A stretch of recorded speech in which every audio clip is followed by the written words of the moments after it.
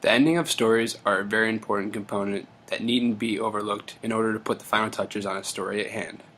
No good story goes untold without the perfect ending. Oftentimes, it is hard to write an ending to a story that will satisfy the author as well as the readers of a particular piece of literature. There are many distinct styles of endings that authors will play around with until they finally decide on the perfect ending that will leave their readers with a final impression of their work as a whole. You don't want an ending to a story that leaves your readers dissatisfied. Authors use many different techniques when writing their endings to stories to leave a distinct impression on their readers. Many of these endings also build on certain things within a story to make it more effective and satisfying.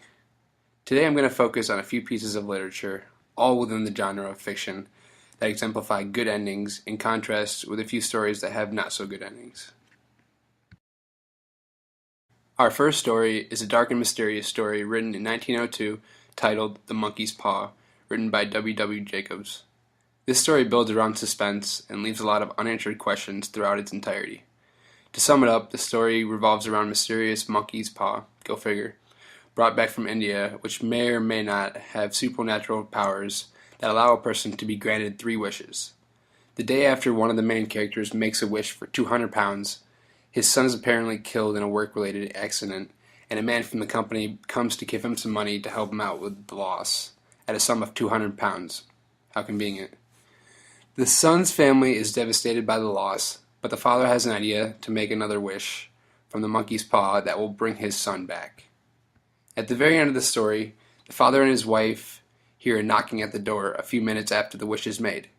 However, the father isn't sure if he wants to go down and see the mangled body of his son step into his house. So he makes another wish, one of which we don't know, before his wife can get to the front door to answer the knocks. The story ends with the father stepping outside of the house, looking down the street to see that there is no one in sight. This example ending is known as a twist ending. The monkey's paw does not end like the reader might think that it might. I know that when I first read it, I figured the son would be at the door and they would be a happy family again. However, this is certainly not the case. The ending of this story continues to shape the characters even when it's over. Even though we don't get a firm answer of whether or not it was really the zombie son out there on the porch, we can infer that it was indeed him, and that the father used his last wish to wish him back to his grave. This shows that the father's love for his wife is strong, and he will do anything for her, even if it means wishing their dead son back to the grave, against his better judgment. As you can see, this plot twist ending continues to shape the characters of the story, even when the last line is read. This type of reading is especially effective when it comes to short fiction stories in which there isn't much time to develop complex characters. The questions that are left unanswered at the end of this story do not present a bad ending. Too much information will crowd the reader's mind and leave them bored. In most cases, leaving some unanswered questions at the end of the story will have positive outcomes. The next story that I'm going to observe is one that I wrote myself. This story was workshopped for one of my classes last semester and was ridiculed for its ending by numerous people in the class. My story, titled Davy Jones' Pub, sought out to tell a story that revolves around one of the myths about the infamous Davy Jones. As a few men make their way through a stormy sea one night, they decide to stop at the nearest port to wait out the storm. While in the city they go into a pub named Davy Jones' Pub, where they meet Davy Jones. A long night of drinking turns for the worst as the men get very intoxicated and all pass out. When they arise, they find themselves on a ship that is already at sea.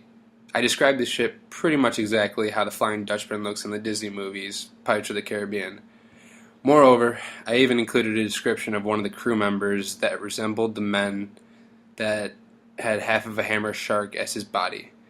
However, just as the man that looked like a hammerhead shark came into the story, the main character woke up and realized he was just dreaming the whole time.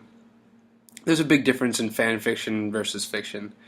Everyone thought the ending was too cliche and didn't appreciate the way I took some of the things from another well-known story to finish mine.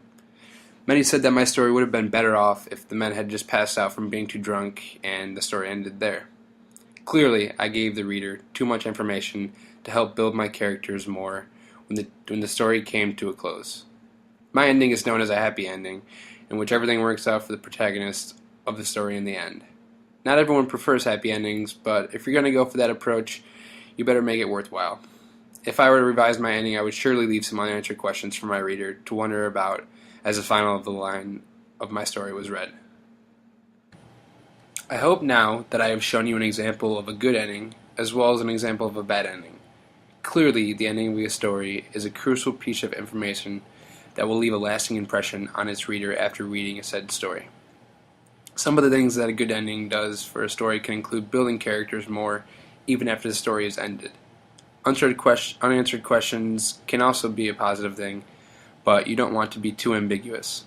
There's no true formula to telling the ending to a good story. It's all up to the writer. Some writers don't even know how they want their stories to end and will spend days, months, even years working out the kinks. There are many things to take into account when putting the final touches on a story, and an author needs to make sure he makes the right ones when writing that final word. Thank you for listening, and I hope you learned a few things about endings throughout my presentation.